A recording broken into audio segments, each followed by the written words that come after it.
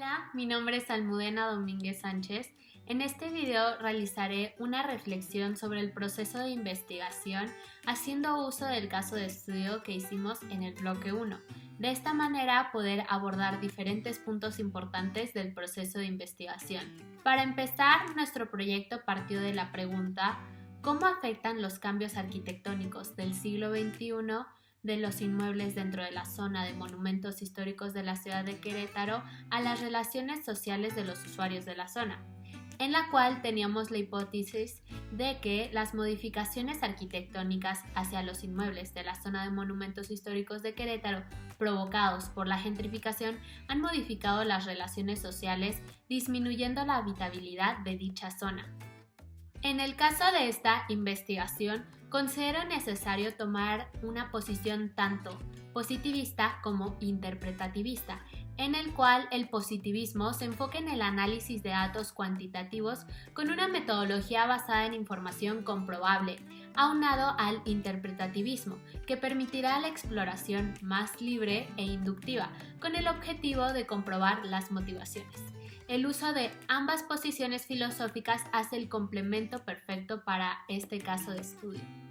Los métodos que se usaron fueron tanto el método cuantitativo como el cualitativo, los cuales se alinean con los objetivos de las posiciones filosóficas, la positivista, que es más cuantitativa, y la interpretativista, que es más cualitativa. Decidimos hacer uso de 4 metodologías, para de esta manera contrastar los resultados y tener un proyecto más enriquecedor. En el caso del cualitativo se utilizó la entrevista y la visita de campo. Por otro lado, en el cuantitativo se utilizó el SIC y las encuestas. La recaudación de información fue un verdadero reto, ya que por la situación actual de pandemia era un poco complicado accesar a la información.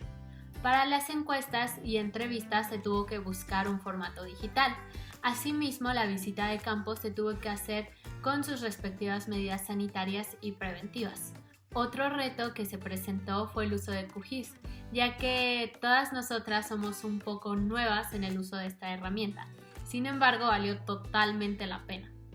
Una vez recabados los resultados, es de suma importancia el inicio del análisis crítico. Al hacer uso de un método mixto, primero se tiene que hacer un análisis de los resultados de cada una de las metodologías de manera individual, para después interrelacionarlas entre sí y posteriormente contrarrestar los resultados con el marco teórico en la discusión.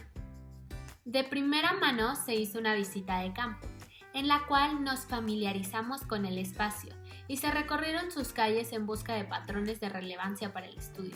Nos encontramos que los inmuebles con mayores modificaciones, como adiciones de letreros y lonas, eran los comercios. Adiciones que claramente no eran de la época colonial y debieron de seguir ciertas normas para no cambiar la esencia del espacio. Asimismo, se descubrió que las calles con mayor movimiento eran las que tenían comercios en donde se habían hecho modificaciones arquitectónicas para la adaptación de su nuevo uso. Sacar imágenes del estudio de campo nos permitió entender a todas cómo es que habían cambiado las fachadas en la zona a lo largo de los años, a pesar de no haber podido estar presencialmente. Posteriormente, el análisis cualitativo de la entrevista, primero se deben de definir las características. Esta tendrá una posición realista ya que busca información específica. Será semiestructurada ya que estará basada en temas específicos con un poco de libertad y apertura para la conversación. Y finalmente se delimitará la muestra. En este caso será una sola entrevista a una antigua residente de la zona de monumentos históricos de la ciudad de Querétaro. Una vez teniendo los resultados de la entrevista, estos se deben de clasificar, sintetizar e interpretar de lo particular a lo general, identificando patrones de relevancia para la investigación. Asimismo, cabe recalcar que este proceso es de co-construir el conocimiento, aspirando a una neutralidad y generando un proceso reflexivo.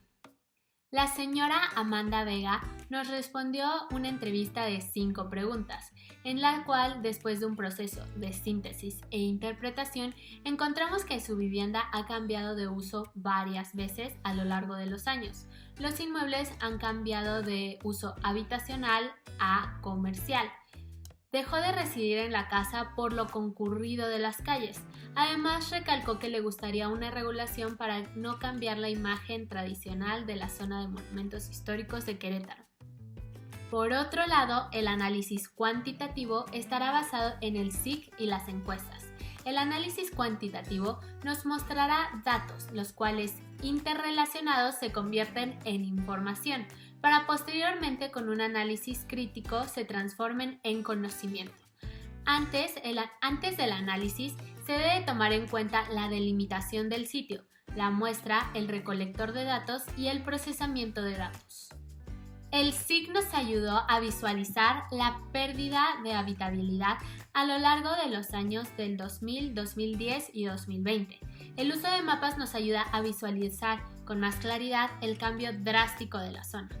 Por otro lado, las encuestas nos arrojaron datos sumamente interesantes, en donde de 110 encuestados, 98% percibe que el centro histórico es un lugar más turístico que habitacional.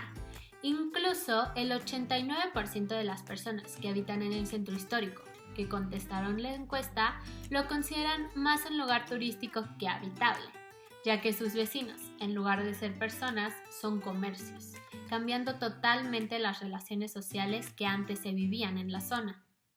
Finalmente, se contrarrestan los resultados del método cuantitativo y cualitativo. Se sintetizan y se clasifica la información para poder encontrar patrones en los resultados y finalmente confrontarlos con el marco teórico y llegar a un análisis crítico del fenómeno estudiado. Como hallazgos generales, se puede decir que la gentrificación, el cambio de uso de los inmuebles e imagen urbana han desencadenado un nuevo uso del centro histórico y cambiando las relaciones sociales dentro del espacio. Esto se puede confrontar con el marco teórico y el caso de Morelia, Michoacán, en donde las viviendas cambiaron de uso habitacional a comercial, desencadenando un gran desplazamiento a lo largo de los últimos 20 años, al igual como ha pasado en Querétaro. Me siento sumamente contenta con la investigación que yo, junto con mi equipo, realizamos. Considero que tratamos de profundizar y conocer la complejidad de la problemática desde todos los ángulos posibles, para poder realizar un proyecto más enriquecedor y significativo tanto como para la profesión como para el patrimonio de Querétaro. La gentrificación es un fenómeno sumamente latente hoy en día, en especial en Latinoamérica con los centros históricos.